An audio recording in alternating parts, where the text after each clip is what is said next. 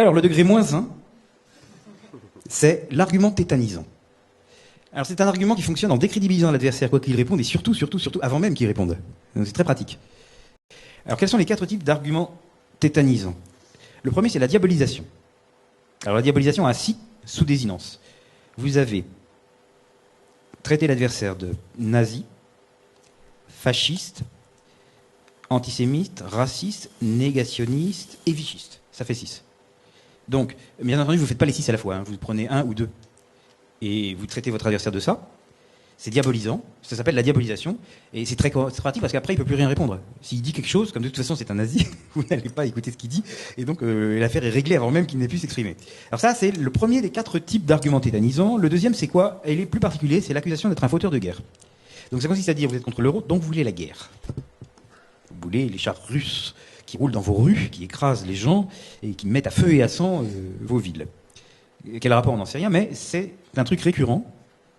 Vous êtes accusé d'être un fauteur de guerre, et une fois que vous avez été accusé d'être un fauteur de guerre par vos adversaires qui sont, eux, des pacifistes éclairés et des humanistes, eh ben, peu importe ce que vous pourrez dire ou répondre, puisque comme vous êtes le fauteur de guerre, vous êtes le méchant. Le troisième argument tétanisant est la prophétie apocalyptique, dont on a eu pas mal de variantes lors de la campagne des élections européennes, mais qui est toujours employée, avec bonheur, par les européistes, qui consiste à dire, en gros, si vous abandonnez l'euro, ou l'Europe, ou l'OTAN, à ce moment-là, il va y avoir une invasion de sauterelles, et puis les eaux de la Seine se changeront en sang, et vos économies fondront. Vous serez livré à des hordes de barbares, ce sera Mad Max, il n'y aura plus de pharmacie, enfin ce sera absolument atroce. Il faut se rappeler que ces trucs, les arguments tétanisants, c'est très grossier. C'est des choses auxquelles vous pourriez répondre si vous aviez le droit de répondre. Le truc de l'argument tétanisant est que ça vous retire le droit d'y répondre. Mais sinon, en tant qu'argument, c'est rien. C'est pour ça que je l'ai mis en degré -1. Et la 4e, que j'aime particulièrement, c'est l'accusation d'être un mal comprenant ou d'être un incompétent.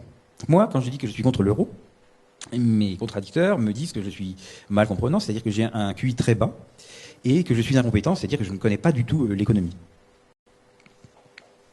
Alors que eux, apparemment, ils connaissent et comprennent tout très bien.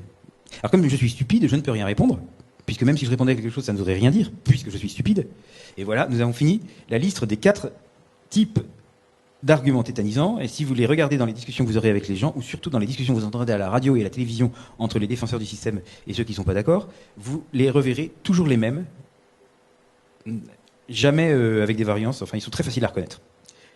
Le contradicteur sera diabolisé, il sera accusé d'être un fauteur de guerre, il y aura des prophéties terribles sur ce qui arrivera si jamais ses souhaits se réalisaient, et enfin, de plus, il sera traité d'imbécile.